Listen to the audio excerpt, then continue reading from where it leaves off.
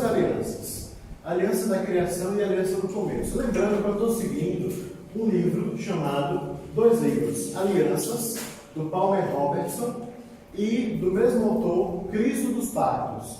Recomendo os dois. Semana passada eu trouxe, teve algumas pessoas que não estavam, mas semana que vem eu posso trazer de novo para vocês verem. São baratinhos eles, tá? E dá para comprar, especialmente Alianças. Alianças é com menos de 100 páginas, é bem pequenininho, mas traz todo esse assunto aqui de uma maneira um pouquinho mais aprofundada, né? Porque aqui a gente vai ter que correr um pouco, e eu peço muita atenção de vocês, foco, né, para que as nossas discussões sejam bem centradas no que a gente vai colocar, que já vai dar bastante pano para manga. Na verdade, cada ponto aqui daria uma aula ou até uma série de aulas.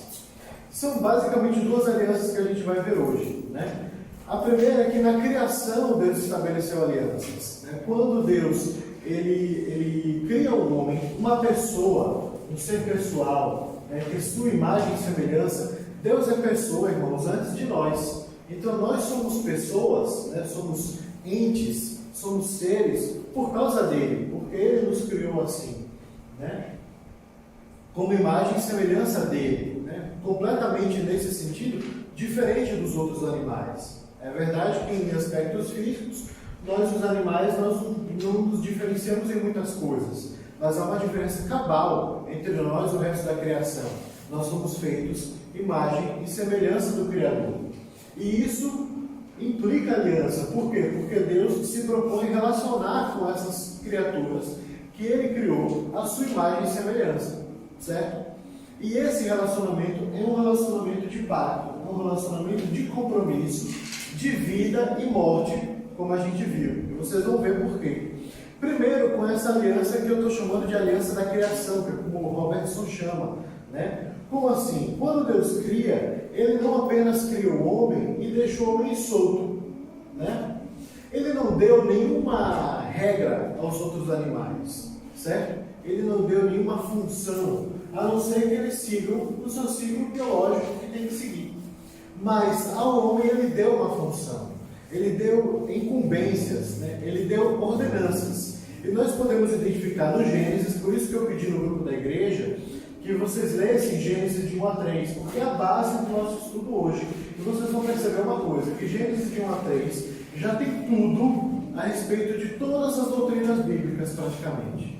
Certo? Toda a história bíblica que se segue de Gênesis 4 em diante é só desenrolar do que já está em Gênesis de 1 a 3. Só, gente, está tudo ali.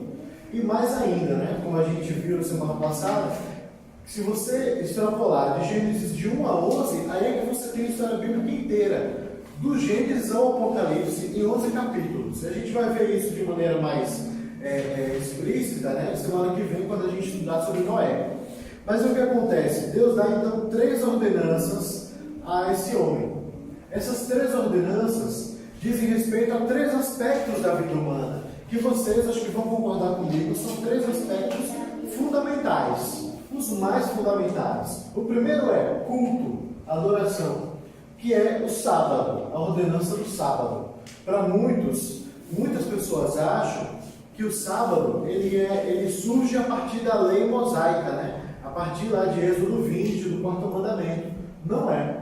O sábado ele é o que a gente chama de pré-queda, ou seja, ele é uma ordem para o homem antes da queda, certo? Antes do homem cair, do homem tornar-se culpado, do homem tornar-se indigno de ter qualquer relacionamento com Deus, quando o homem ainda era perfeito, o sábado já existia.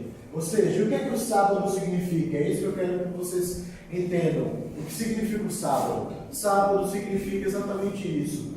A ordenança de nós cultuarmos, adorarmos a Deus, termos comunhão com Ele. A segunda é o casamento, família, né? Se um aspecto fundamental da nossa vida é a nossa espiritualidade, a nossa comunhão com o Deus Criador, o segundo, com certeza, é a nossa família, o nosso casamento. Na verdade, acho que é o relacionamento mais importante que um ser humano casado possui, pelo menos. Na verdade, é o de estar casado. Pode falar. Engraçado que os adventistas não têm assim o sábado, né?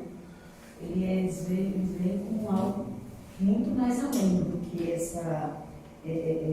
essa queda que você fala aí, né? Então eles acham que o sábado é o sagrado, então que ninguém pode trabalhar, ninguém pode fazer nada, né? E que a partir das 5 horas da tarde é que você começa a sua vida. Uhum. Mas até lá ninguém pode fazer nada. Isso, a questão da adventista por exemplo, a gente também entende, a gente vai ver isso a respeito do sábado, que o sábado de fato é um dia que a gente não deveria trabalhar, que a gente deve utilizar o sábado para cultuar a Deus e descansar dos nossos trabalhos. Mas, para o adventista, isso, digamos, tem peso de condição para a salvação. Mais ou menos isso. Então, nesse caso, no domingo a gente também não trabalhava, né? Não deve trabalhar. A ideia é essa, é que não deva trabalhar. A gente vai ver isso de maneira mais detalhada. Mas para o adventista, a grande diferença é essa. Não é que para nós não há um dia do Senhor. Aliás, eu sempre soube de domingo. Isso. Aliás, como batista, que eu era batista, Sim. né?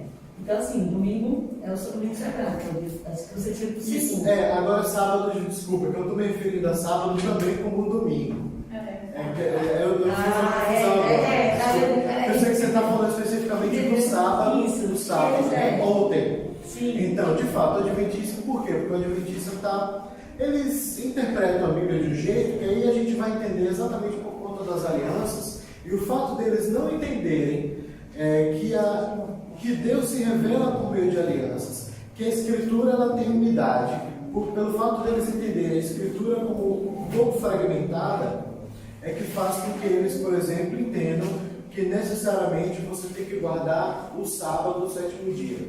E nós entendemos que é o primeiro, mas tem uma razão de por que isso, e inclusive isso já começa em Atos, certo? Vamos lá, voltando só à questão, daqui a pouco a gente volta para o sábado. Casamento, então, que é outro relacionamento fundamental. Dentro de casamento, considere família também, certo? Ou seja, não é apenas quem está casado, essas ordenanças aqui servem para qualquer pessoa que tem família. Gente, todos nós. Então, o segundo relacionamento fundamental dentro das ordenanças. E o terceiro, o trabalho, né? A nossa dimensão material, buscar o nosso sustento. As pessoas entendem o trabalho como algo que foi uma condenação ao homem por conta da queda. Não. O trabalho vem antes da queda, como o sábado. O casamento veio antes da queda, como o sábado. Por isso que são 3 ordenanças dentro dessa aliança, desse relacionamento de Deus com o homem, um relacionamento de vida. Eu entreguei uma planilha para vocês, uma tabelinha, se vocês quiserem. Essa tabelinha ela é exatamente um resumo do plano de vida de Deus para a humanidade. O que é que ele seria na criação, o que é que ele era, o que é que Deus planejava, como a queda deturpou, a queda destruiu esses relacionamentos e como ela é restaurada em Cristo na redenção. Vocês vão perceber, por exemplo, que a coluna da redenção é mais preenchida de versos bíblicos. Por quê? Porque vocês vão notar uma coisa, eu vou adiantar isso. Na redenção, gente, Deus não apenas está programando restaurar as coisas como era no jardim. O mundo, o novo céu, a nova terra, eles são muito maiores do que era o jardim do Éden, do que era a terra primitiva. Entendeu? Ou seja, a redenção não é apenas uma restauração ponto inicial. Ela ultrapassa, ela vai além. É por isso que o Senhor Jesus ele diz para a gente o quê? Que se a justiça de vocês não exceder a dos profetas, a dos escribas e dos sacerdotes, vocês não estão com nada. Vocês não estão fazendo nada. Por quê? Porque na redenção excede, não só excede em bênçãos, como também excede em promessas e excede no nosso estilo de vida. Ou seja, o modo como nós devemos viver, o estilo de vida santo que nós devemos viver, vai muito além do que aquilo que, por exemplo, os fariseus da época de Jesus, do ministério terreno de Jesus, pensavam. Entende? Muito além. E vocês vão ver que também as promessas, ou seja, percebe uma coisa, a Escritura vê que a história do universo, a história cósmica começa num jardim e termina onde? Numa cidade. Entende? A cidade é um jardim muito maior, é mais do que um jardim. E ela indica o quê? Que Deus redimiu a civilização humana. Ele pegou aquilo que não prestava e fez algo grandioso, inimaginável. Inimaginável a ponto do apóstolo dizer o quê? Que nem olho viu, nem ouvido ouviu, o que está preparado É para aqueles que amam Jesus, para aqueles que esperam nele. Certo? Então, ontem eu lembro do capítulo de 1 a 3 de Gênesis, né? Já tinha lido, mas a gente lembra assim, com mais atenção. Me deu aquela curiosidade de saber, olha, na história a gente conhece o rio Tigre e Eufrates. Gente, isso é da história. O que será que era o Éden? E eu fui descobrir que o Éden, na minha cabeça, Éden ainda era no céu, tinha sido no céu, e não foi aqui na terra.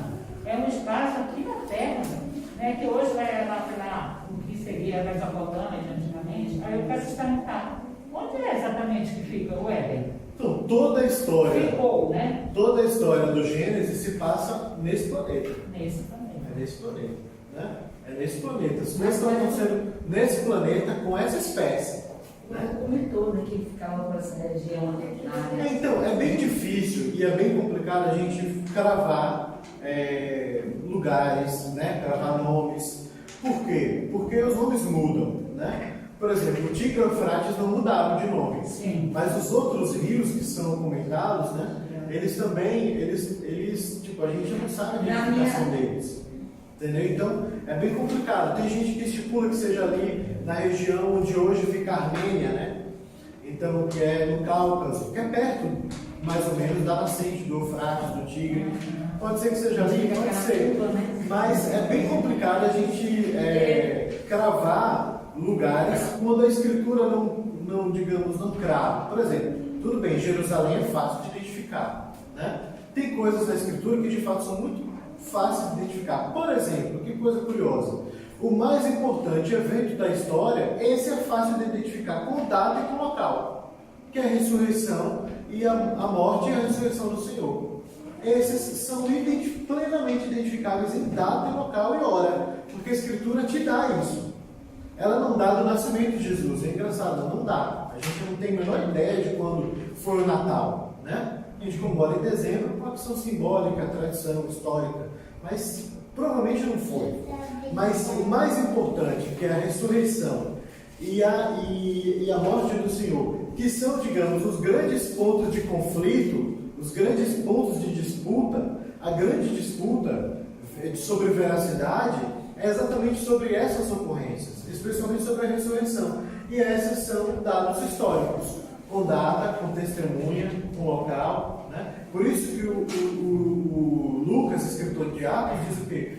Ele foi visto por mais de tantas mil pessoas, ou seja, muitas pessoas viram, tá entendendo? Tipo, não dá para você dizer que todo esse bando é mentiroso, ou está louco, é isso que ele está querendo dizer. Já para exatamente tirar qualquer dúvida de que aquilo é um evento histórico.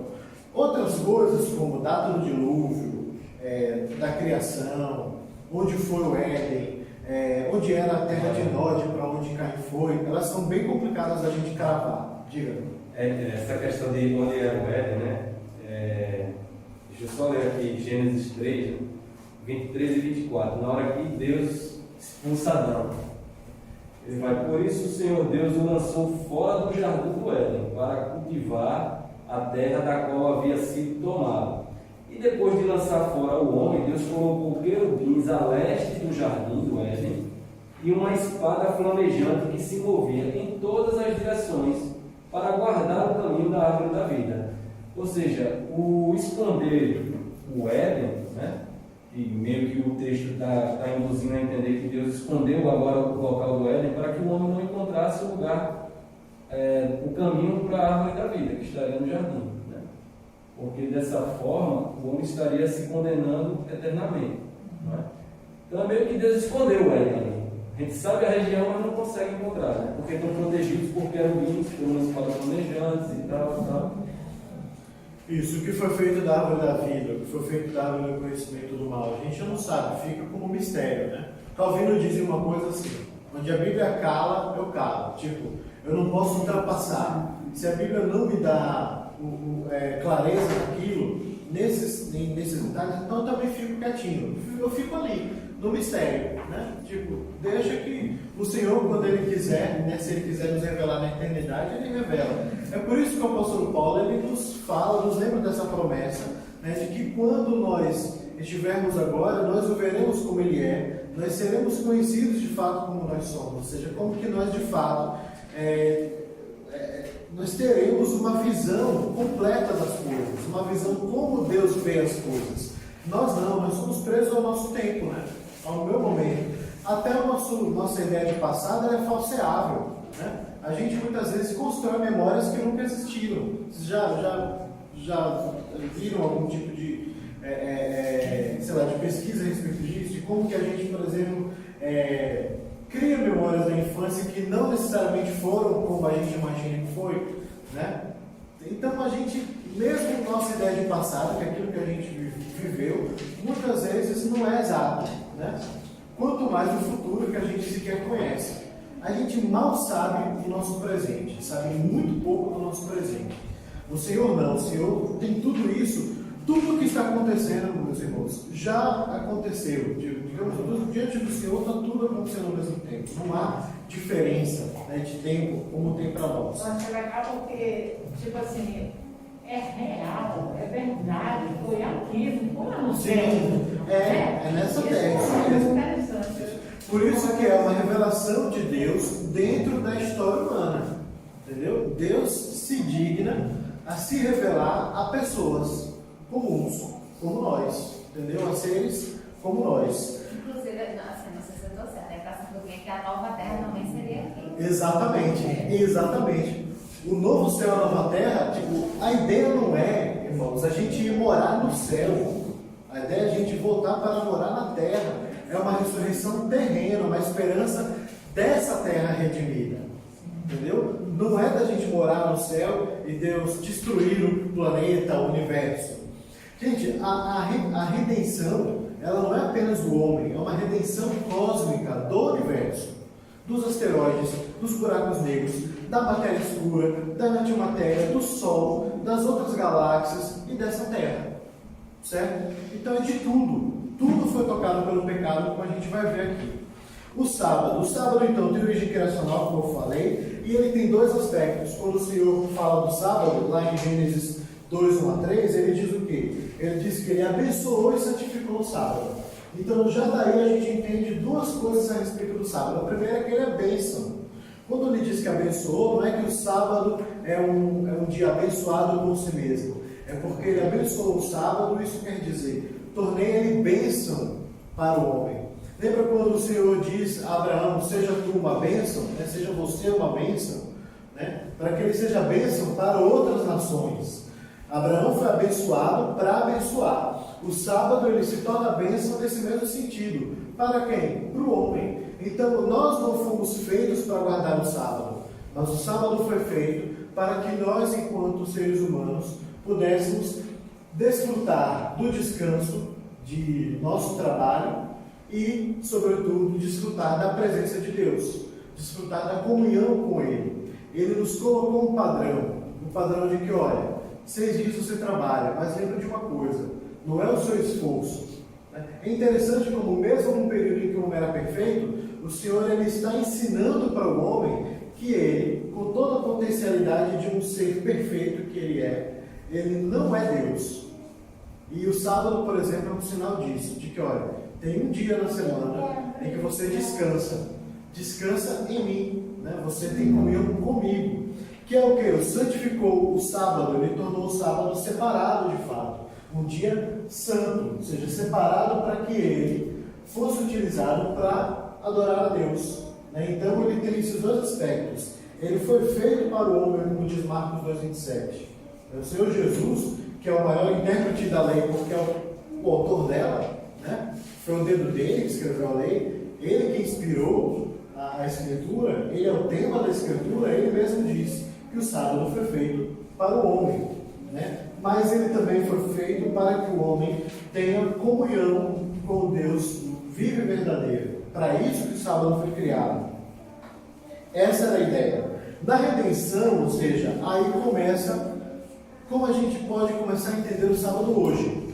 Na lei mosaica, o sábado ele é reafirmado como um sinal também.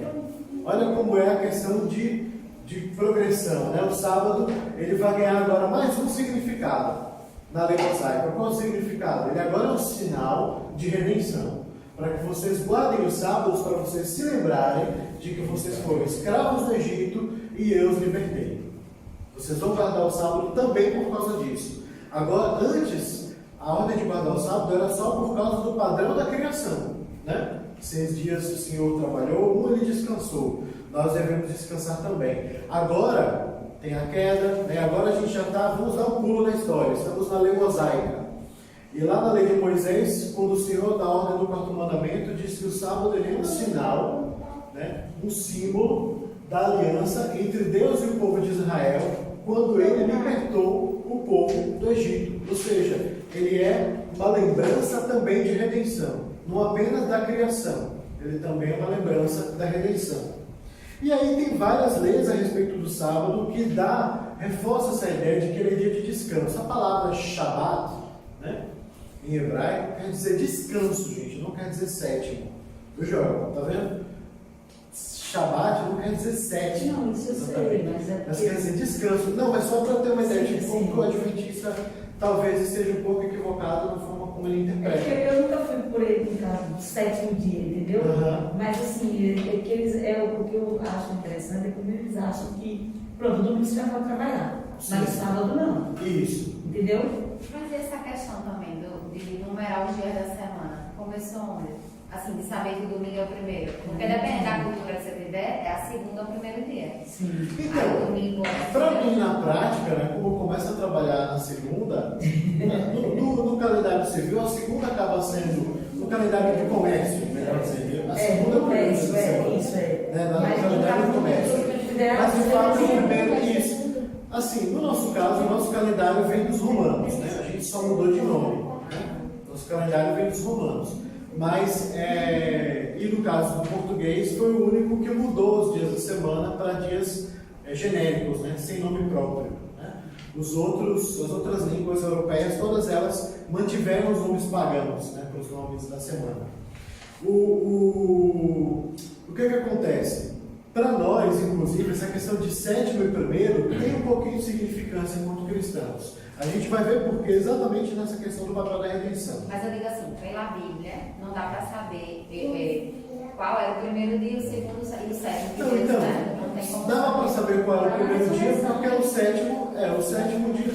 Como é que o hebreu, pronto, como é que o hebreu contava os dias? O calendário do hebreu, ele era lunisolar. Ele era metade orientado pelo sol e metade pela lua. Como assim? A lua orientava os meses. Então as semanas, elas eram contadas a partir das faces da lua. Entendeu? O que é que durava mais ou menos uma semana? Durante o período de uma fase da lua, certo? Então, de lua a lua é uma semana. Uma semana da lua cheia, semana da lua nova, por aí vai. Mais ou menos assim. Certo? Então, o que acontece? Eles utilizavam a lua para determinar as semanas. Né? E a lua nova era sempre o começo, era sempre o recomeço. Né? Você começava o mês, a lua nova. Então, era mais ou menos desse jeito que eles... era bem complicado para a gente entender, porque isso eles faziam ainda combinado com o sol, né? Com a orientação pelo sol também. Tanto que o calendário hebreu tem 13 meses às vezes. Né? Tem anos que, como o calendário deles, os meses às vezes têm 28 dias, 26, 27 dias, então sobra muitos dias de translação da terra que eles não contaram. Aí o que é que eles fazem? Eles juntam durante um período de tempo, e aí você tem um ano em que tem o 13º mês, que é depois do 12º, antes do mês, do primeiro mês do ano, que nem é o primeiro mês do ano civil, para você ver como é complicado, né? O mês 1, para os hebreus, é o mês entre março e abril, o mês de Nisan. Mas o ano novo deles foi agora em setembro. É estranho, mas é assim. Né? É uma coisa meio esquisita mesmo. Então, um pouco complicado. Mas, basicamente, era assim que eles determinavam os dias da semana, por meio das fases da lua. E, de fato, era o sétimo. Foi. Tá, não, só para entender uma coisa, aqui para nós, aqui brasileiro mesmo, nós consideramos o domingo, claro que em outros países também, como dia sagrado, dia santo, dia de ser dedicado a Deus, por nós, como você colocou, depois da queda por causa de nós, mas já existe a exigência antes da queda. Isso. Sendo domingo, aí eu pergunto para você, uma pessoa que tem a obrigação de trabalho dela, estipulada no domingo, por exemplo. Aí ela não vai vir na igreja, ela não vai ter tempo para cultuar o Senhor naquele dia que ele determinou. Como fica isso para a visão de Deus? Ela está infringindo? Ela pode substituir pelo dia que ela estiver de folga para fazer essa adoração ao Senhor? Como você vê isso? Então, por exemplo, como é que eu tenho visto que pastores da igreja presbiteriana, né, porque nós, irmãos, não é nem ser brasileiro, nós como presbiterianos entendemos que o domingo é dia do Senhor. O domingo é esse Shabat, certo? Só que é o Shabat dos cristãos. Como assim? Quando vem a redenção, né, você tem todas aquelas leis do sábado, né, do ano sabático, ou seja, o sábado não era só um dia, você tinha um ano inteiro de descanso, que o Senhor determinava para que a terra descansasse.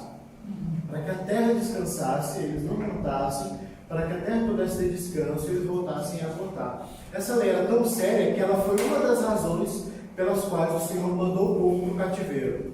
Foi para que o povo no cativeiro deixasse, cumprisse, digamos que forçosamente, os sábados, os anos sabáticos que eles não deram à terra.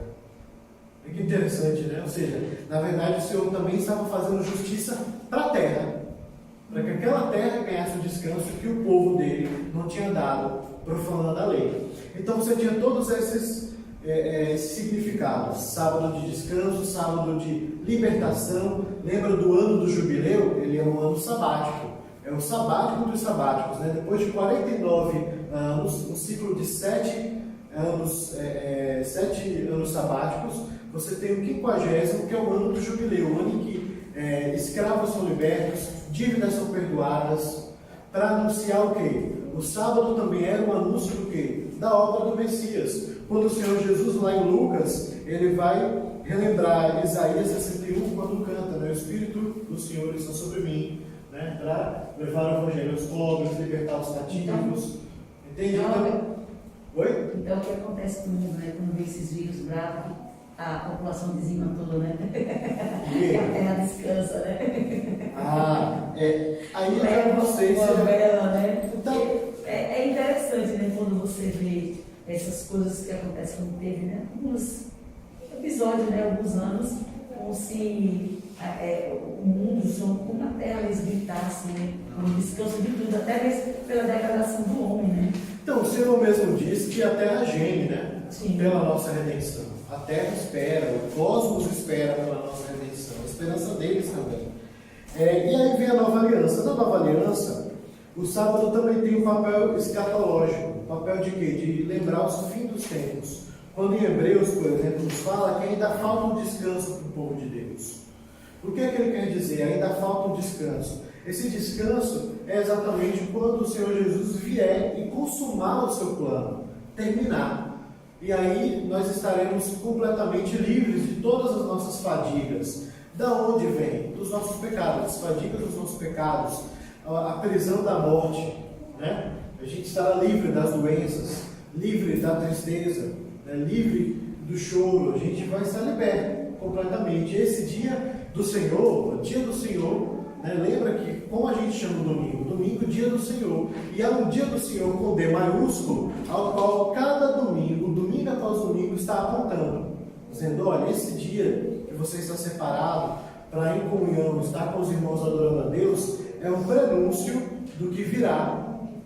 Entendeu? Vocês estão antecipando, fazendo a antessala, né? Uma prévia do que virá, que é o dia do Senhor com D maiúsculo de fato. E por que o sábado cristão? Só para a gente ir para o sábado do domingo. E o domingo como sábado cristão? Primeiro que os cristãos começam essa mudança de sábado para domingo já em Atos, né? Quando a gente começa a ver que é o dia em que os apóstolos reúnem-se com as igrejas. Vocês vão perceber que na maior parte das reuniões que são relatadas, né? A pregação de Pedro em Pentecostes e o último texto que nós lemos, acho que foi Atos 20, de Paulo, a ressurreição de Eutico, né?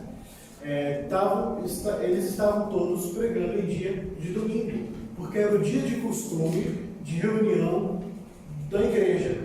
Por quê? Porque é o dia que o Senhor ressuscitou.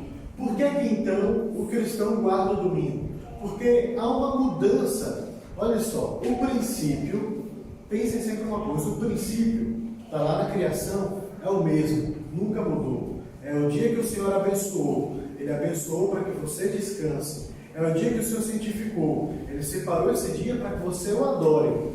Isso não mudou, esse é o princípio. Na antiga aliança, ou seja, naquelas alianças entre Moisés e Davi, né? Entre Moisés e Davi, você tem o quê? O sábado, o último dia da semana, o dia do descanso. Para o cristão, que é a continuidade do povo de Deus, certo? Mas agora com a revelação plena em Cristo, muda-se para o primeiro dia. Por quê? Porque o cristão, ele começa a sua semana primeiro adorando a Deus. Há uma questão simbólica, porque o Senhor ressuscitou no primeiro dia. É importante lembrar uma coisa, Romanos 5, que Rodrigo até mencionou, nos 5 primeiros capítulos de Romanos hoje na reflexão de manhã. Romanos 5, o que é que o apóstolo Paulo faz? O apóstolo Paulo faz o quê? Uma comparação entre Adão e Cristo, como um Adão e o segundo Adão. Um Adão que falhou e o outro Adão que não falhou, onde o antigo Adão havia falhado. É como que o Senhor Jesus fosse o quê? Um começo de uma nova criação. Mas essa nova criação, ela é muito maior do que a primeira. É por isso que eu falei no início, não pense em a redenção, o novo céu e nova terra, apenas como restauração do paraíso perdido. É muito mais. Deus ultrapassa o paraíso perdido, certo? É muito além.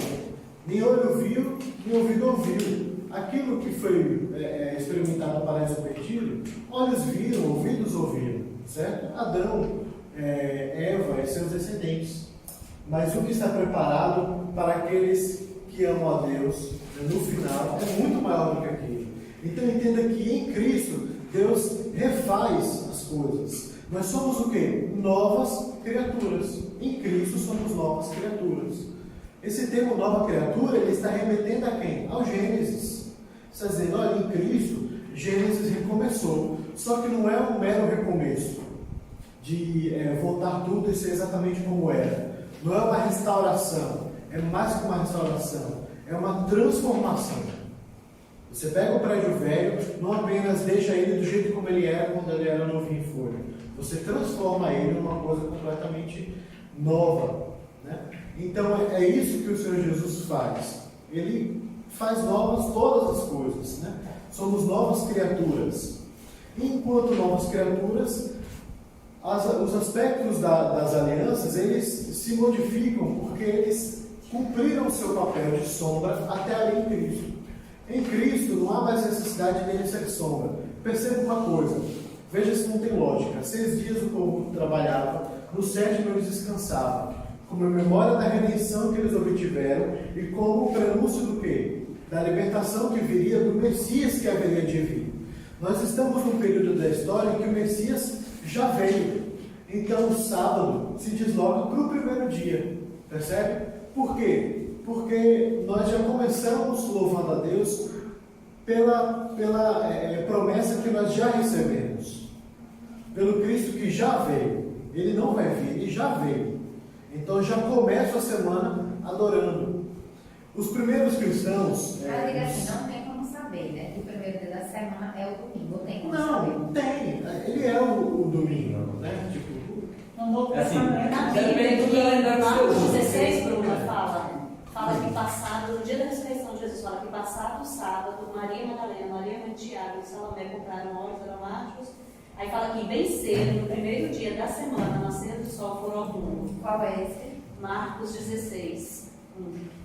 se haver o domingo, né?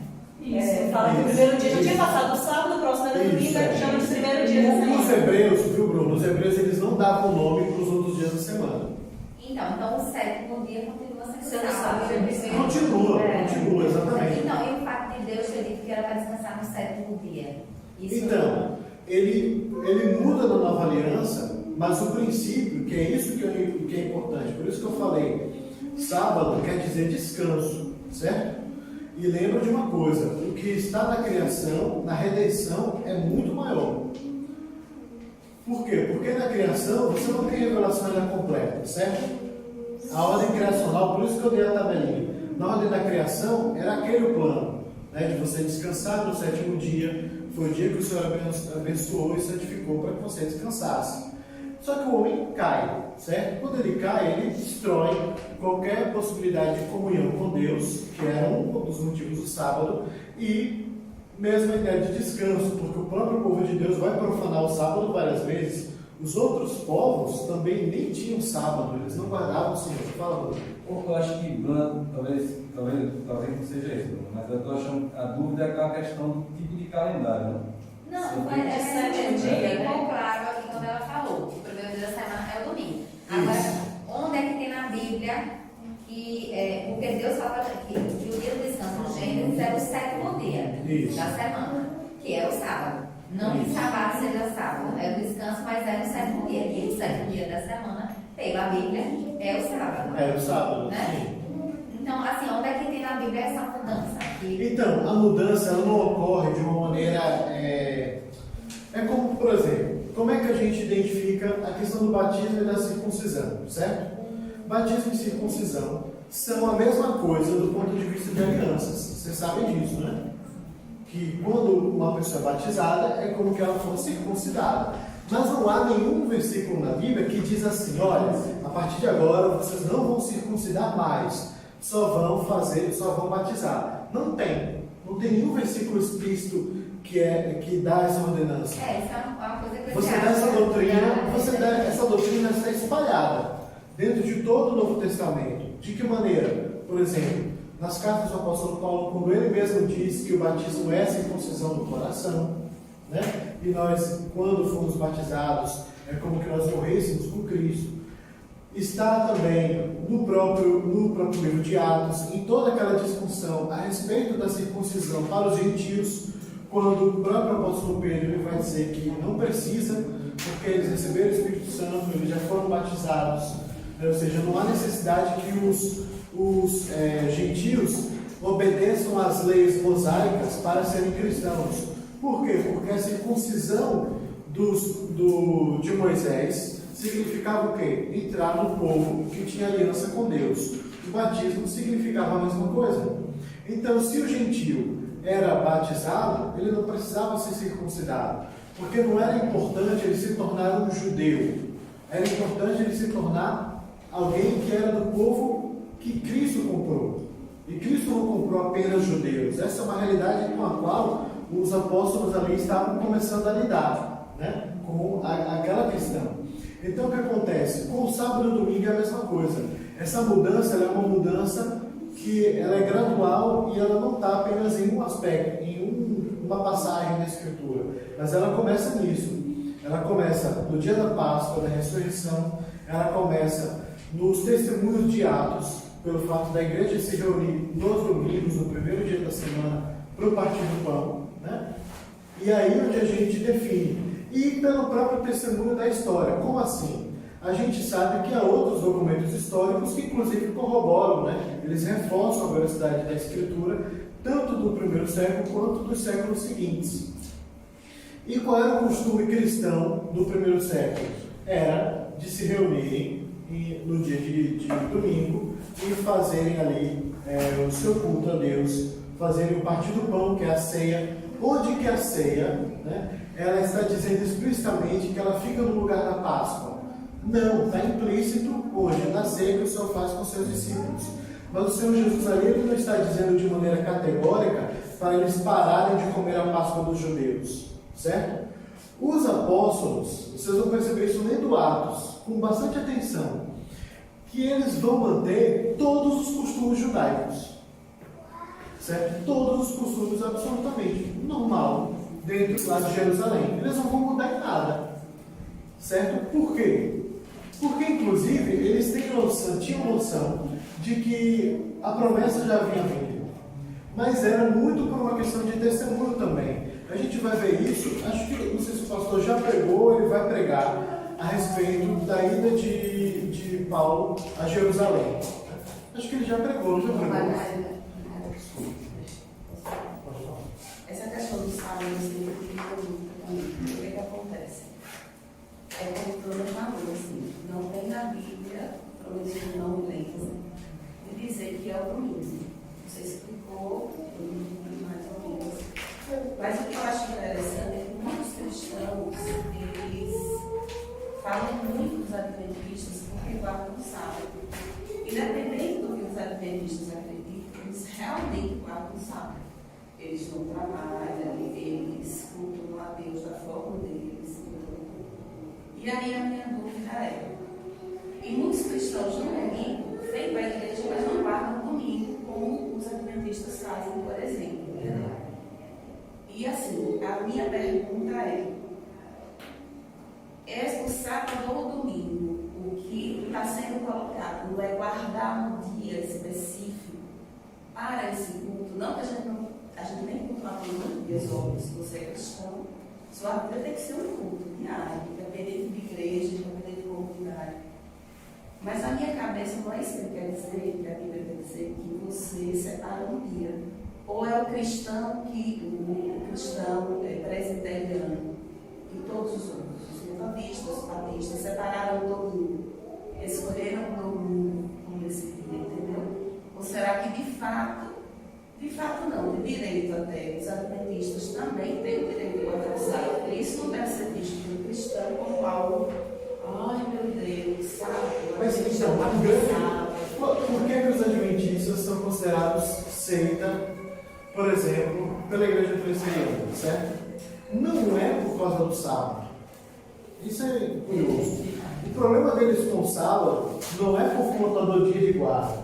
O grande problema do nosso, embora a gente defenda que não deveria ser o dia de guarda do cristão, certo? Mas não é esse o problema. É como o batista.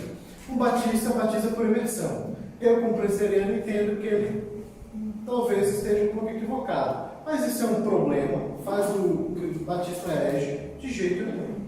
Nós temos vários pontos, nós temos uma história, na verdade, dentro da história da Reforma, talvez duas denominações que mais cooperaram entre si foram batistas e presbiterianos, isso é ao longo da história.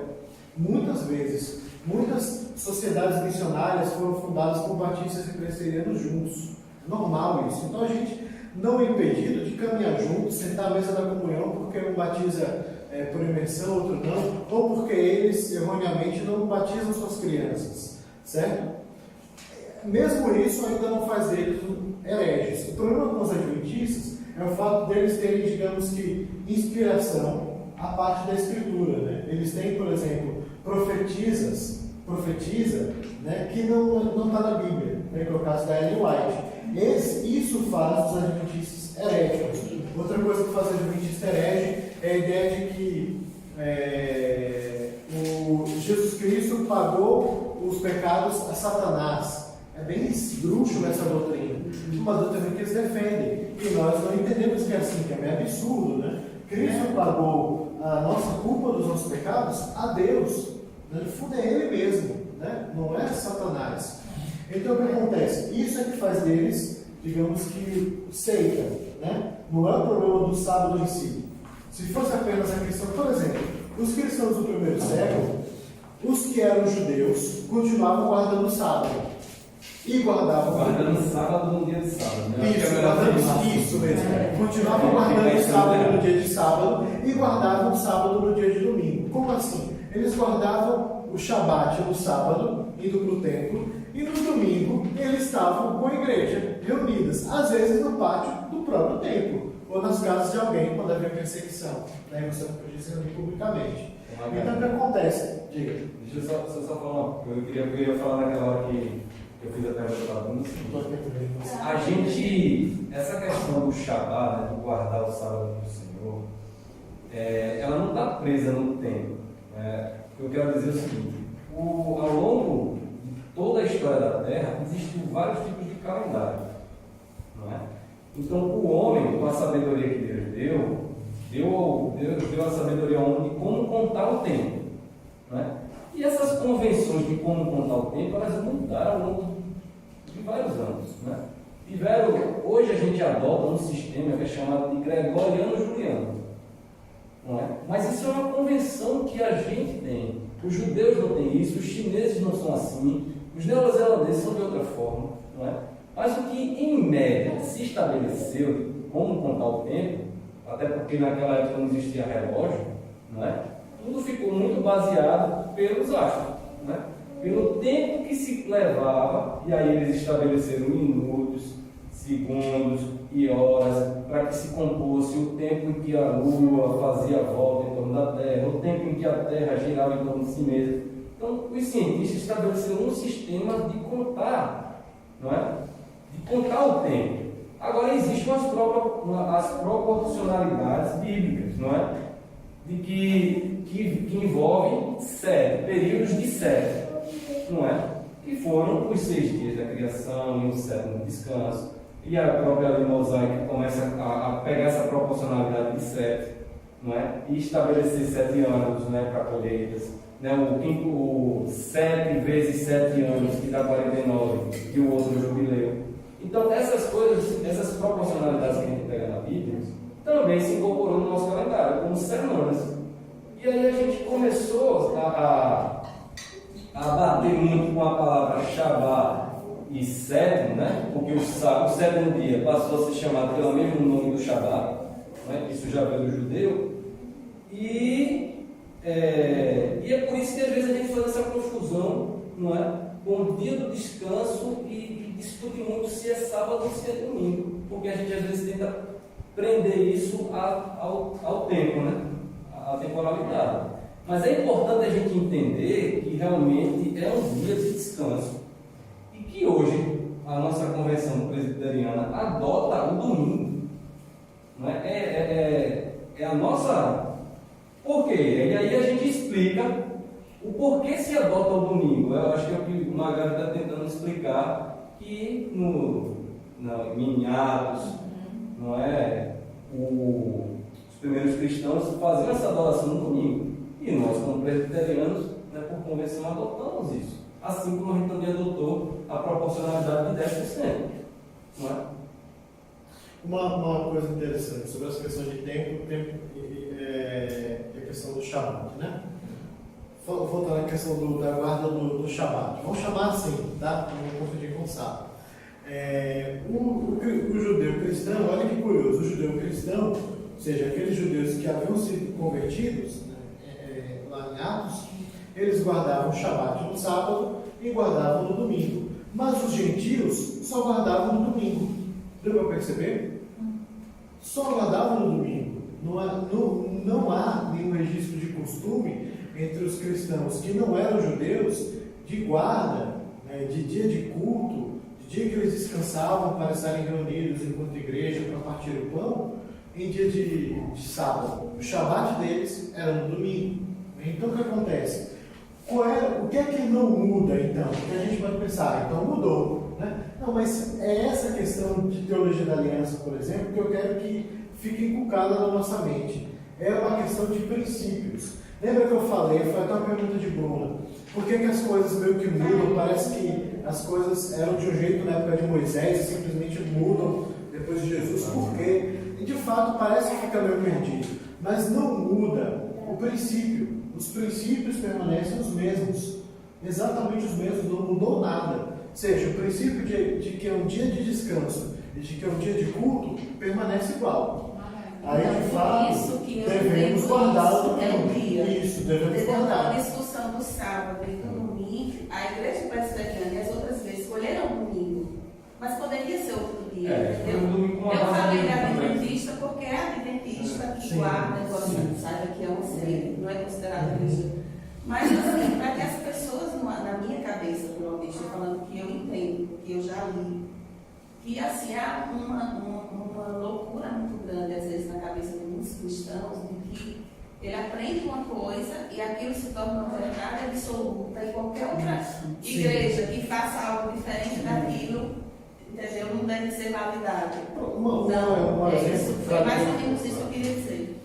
Fala, Maria, depois eu falo. Mas é uma questão prática, né? Como ela perguntou, quem trabalha no domingo pode guardar outro dia, né? Vai ser uma exceção, né? Sabendo que isso é uma exceção, porque nem todos precisam trabalhar no domingo. Alguém que trabalha de escala, na área da saúde, na área da segurança, né? Militar, médico, profissional liberal. Isso, né? Ou mesmo quem trabalha em comércio, por exemplo, não para. Porque Pode guardar outro dia. Porque eles não são patrão, né? Eles são empregados, eles não têm que trabalhar. Então, Calvino, gente, ele tinha um entendimento muito parecido com o seu. Qual era a ideia de Calvino? A ideia de Calvino era essa, de que, olha, qual é a questão? A questão do princípio. Tipo, o correto é você guardar no domingo. Mas se por um acaso, né, não dá, por exemplo, você trabalha no domingo, mas criatura, você tem 7 dias na semana, um dia tome de descanso. Né, um dia tome como o seu dia de descanso. Mas eu posso dizer isso, pessoal, que o correto é o domingo. Pois é, quero O entender isso. correto é o domingo. Então, Mas se não for o domingo, eu vou estar infringindo a lei, vou estar... por exemplo, você não vai Mas veja bem, sem produção da mulher. Ele é dono, ele próprio. Eu pergunto assim, por exemplo, Não, mas se isso não seja feito todo domingo, mas se acontecer no domingo... Gente, então, a gente vai estar quebrando o domingo, vai. A nossa sorte é que Cristo levou até esse pecado, né? Entendeu? Então, é pecado, mas ele levou na cruz. Porque olha só, Vai ser por isso que você vai perder a salvação? Não, de maneira alguma. Desde que você esteja em Cristo, entendeu? Mas que é uma infringir a lei? É. Eu estou falando assim, se existe um negócio que diz, não, o correto é o domingo. Ou a pessoa pode estabelecer um dia na semana para ser o dele. Porque, por exemplo, um comerciante, estou falando nem do empregado, o patrão, que ele renta mais do dia de domingo. Se ele abre o comércio dele. Ele poderia, por exemplo, estabelecer a terça como o dia do Senhor para ele e ir para o Poderoção.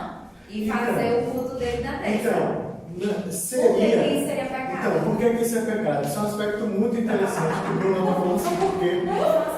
Não, mas sua dúvida é ótima. Sabe por quê? Porque, na verdade, Bruna, a maioria das pessoas, elas fazem assim. Como? Elas elaboram uma religião para elas. Tipo assim, olha, isso aqui é o que eu dá para fazer, então eu vou fazer isso para Deus. E quando eu faço isso, eu estou sendo sincero. Né? Então eu vou fazer isso, é o que eu me sinto melhor. Esse é o mesmo princípio pelo qual, por exemplo, as pessoas escolhem frequentar, olha a palavra, frequentar, não congregar, elas escolhem frequentar uma igreja do que outra, certo? Muita gente pode escolher frequentar a igreja tal, porque gostei, porque não tem muito barulho, porque o pastor não grita, não sei o que lá, essas coisas assim, né? Eu me senti bem, né? Eu me senti bem. As pessoas falam muito isso, eu me senti bem. É o mesmo princípio que está por detrás de uma ideia que um comerciante poderia ter a respeito disso, ele dizer, não, mas eu estou seguindo o princípio de que é um dia, né? Só que tem uma coisa, se nós fomos salvos, não fomos sozinhos. Lembra que o Senhor, qual é o símbolo máximo, né? O grande objetivo da aliança? Eu serei o seu Deus e vocês serão o meu povo, certo? Nós somos corpo de Cristo. Existe uma pluralidade, uma questão de ser comunidade, certo? Que não dá para dissociar salvação de igreja.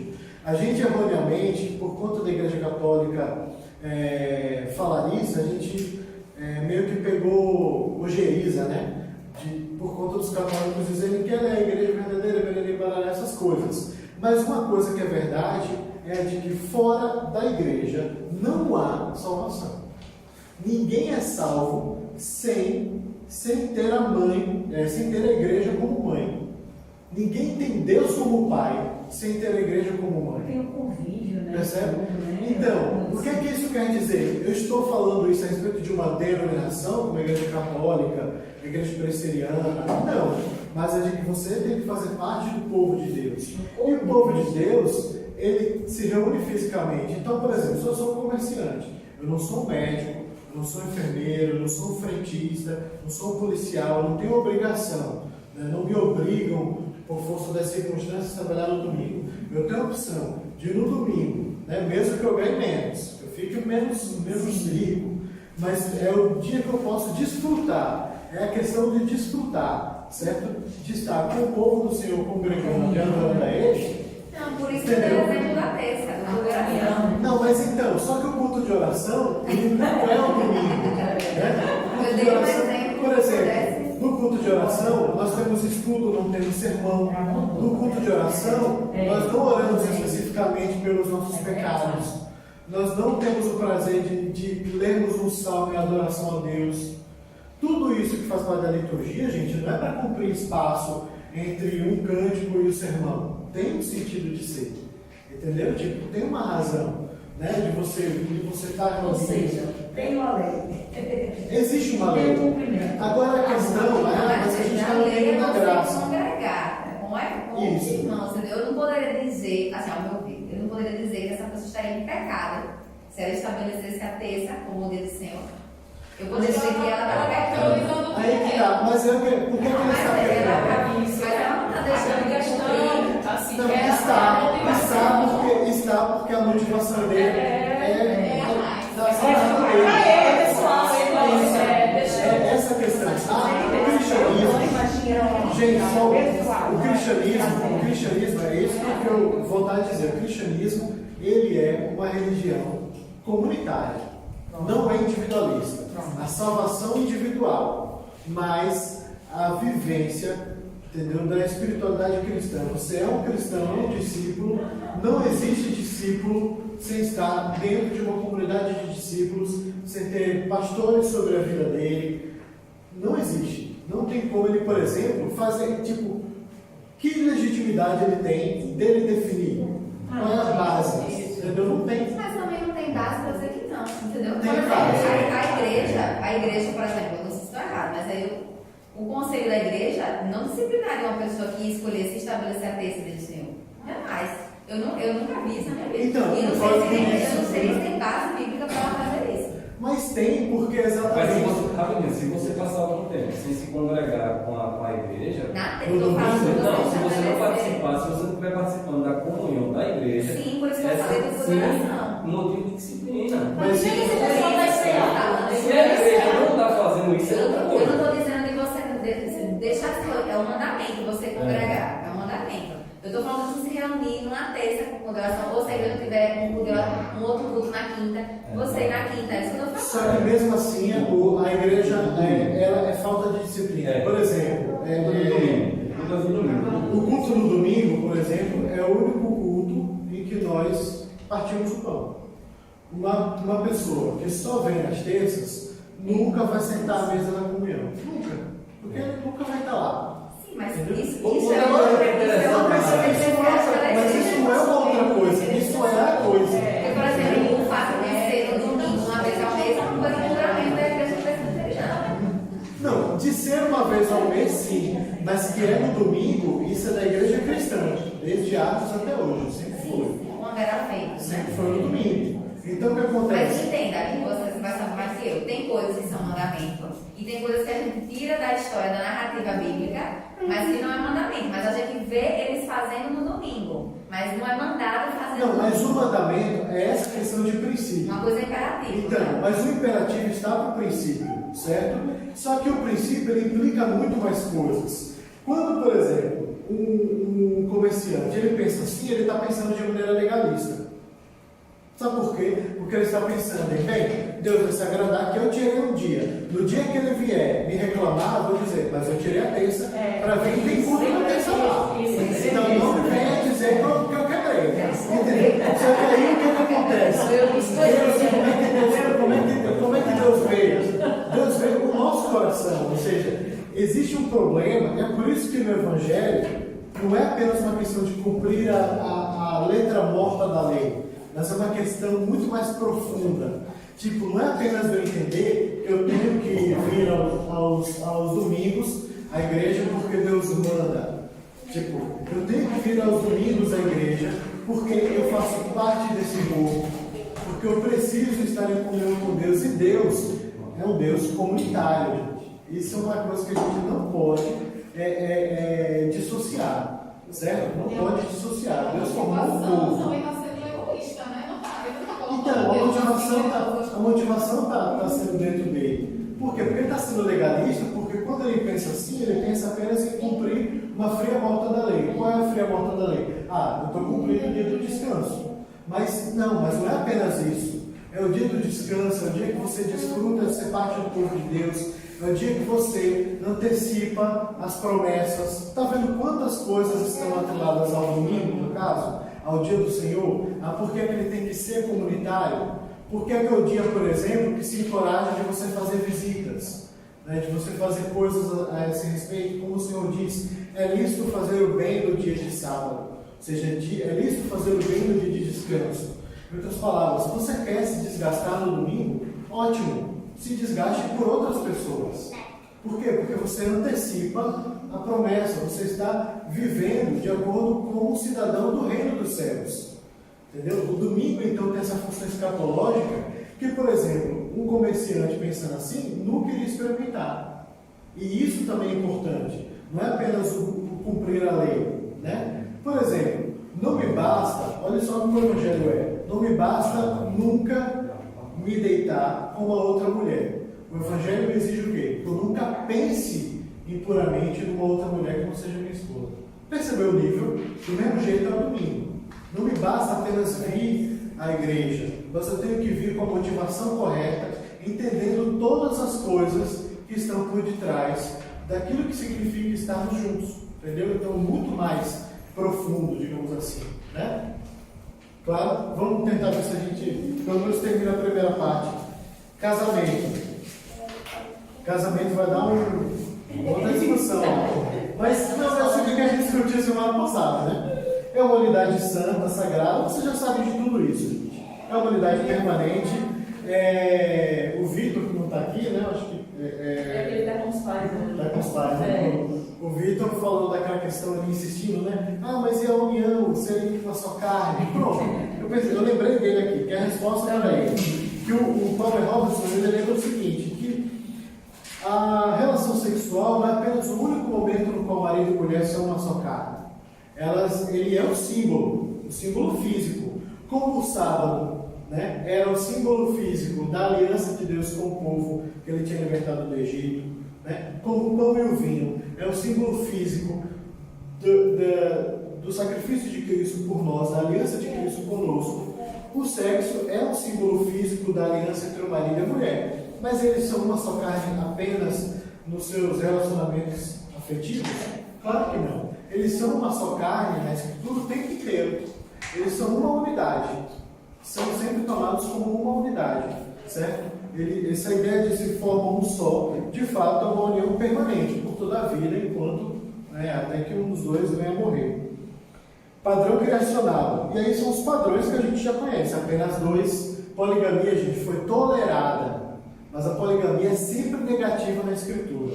E a poligamia surge na história bíblica por meio de alguém que a gente vai chamar aqui de semente da serpente, que é um descendente de Caim, que é o Lameque. Lameque é o primeiro polígamo da história. Então, a poligamia não é uma coisa boa. Ela não está dentro do padrão criacional de Deus. Ela foi tolerada. Mas homens santos de Deus tiveram várias esposas. Tiveram. E Cristo padeceu na cruz por causa de cada uma delas. Por causa de cada um desses pecados deles. Inclusive os de Abraão. As pessoas dizem assim, não, a gente está na Bíblia. Como se tudo está na Bíblia. Em nenhum momento Deus falou homem É a questão da narrativa. Isso, a Escritura narra, não quer dizer que ela é a questão do imperativo, que o Bruno falou. Tem coisas que são imperativas, de fato, e tem coisas que são narrativas. Narrativas você não pode tirar obrigação dali, certo? Tirar uma ordem. É o caso da poligamia. Claro, um homem e uma mulher, esse é o padrão. Eu acho que isso também é uma coisa que eu não precisa nem explicar. Né? A questão homossexual, na minha opinião, está muito mais clara quando ela é discutida lá no início de Romanos, em Romanos 1. Para mim, ali é a resposta. Não é discutir Levítico ou a lei, certo? Porque a lei está falando das consequências. Romanos ali fala das causas. Ele fala que, por exemplo, todas as perversões sexuais, inclusive a homossexualidade, que, é claro ali, você não vai achar esse termo, porque esse termo é muito novo. É por isso que eu nem usei o termo, tem que ser heterossexual. Heterossexual foi um termo criado no século XIX para se contrapor ao termo homossexual, entendeu? Então, não é um termo bíblico. O termo bíblico é macho e fêmea, homem e mulher. Simples, só isso. Né? Simples desse jeito. Então, poligamia e homossexualidade com certeza estão fora. uma coisa simples. Se no casamento cristão, que é o terceiro ponto aqui, o homem tem que ser o cabeça federal quer dizer o seguinte: ele representa a família dele em aliança com Deus. Ele representa a casa. E a mulher é sua auxiliadora. Essa questão de auxílio, gente, não pense a mulher como uma subordinada. A ideia não é essa. Nunca foi.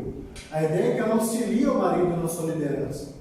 Isso não é uma questão, por exemplo, de entender que o homem vale mais, a mulher vale menos. Também não quer dizer isso. A gente está falando de funções que cumprem de maneiras diferentes dentro do casamento. Né?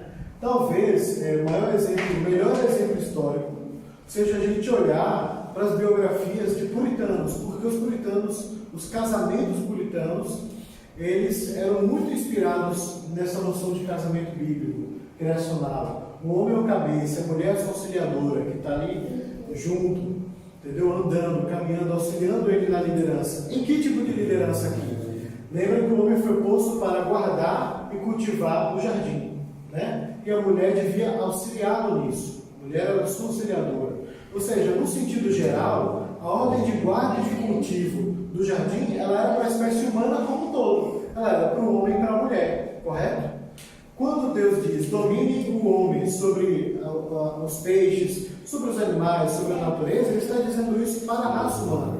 É para homem e mulher, certo? Mais tarde, o que ele faz? Ele apenas divide as funções. Fala. Mais uma dúvida. Isso daí sempre foi como se fosse divisão de funções, não necessariamente que um está mais importante que o outro. Só que eu sempre fiquei nesse negócio do porquê. Na hora que Adão e Eva comem o fruto, que aí Deus, quando está distribuindo castigos, digamos assim, ele chega à mulher e fala: seu desejo será para seu marido e ele a dominará. Por quê? Isso soa como um castigo. Então, isso é um castigo e a gente vai. Espero que a gente chegue aí, que é bem interessante. Sobre a mulher querer dominar o homem, né? Ela vai sempre ter essa vontade, né? Isso, exatamente. Está nessa linha de Bruno. O que acontece? Quando ele diz seu desejo será para o seu marido, ele não está dizendo que você necessariamente estará desejando muito o seu marido sempre e ele vai te rejeitar. Não é isso. Ele está querendo dizer que você terá seu desejo orientado para dominar o seu marido. E seu marido, por outro lado, vai conseguir te dominar. O que ele está dizendo é que vai haver o quê? Uma guerra dos sexos. Homem e mulher vão se estranhar e vão lutar por poder. Aquilo que era para ser uma parceria na criação, certo? Para que eles subjugassem a terra, o homem é o cabeça, mas a mulher é auxiliando no quê? No domínio, em desenvolver a criação, certo? Agora se tornou o quê? Inimizade. A mulher vai tentar dominar o homem e o homem, por outro lado, vai conseguir dominar a mulher. Ele até, nesse sentido, ele é bem... E ele não está errado. É o que a gente viu ao longo da história, né? O homem sobrevaleceu, né? Sobre a mulher pela força mesmo, né? Pelo domínio mesmo. Né? Não foi outra situação. Não é o modelo bíblico de liderança masculina que a gente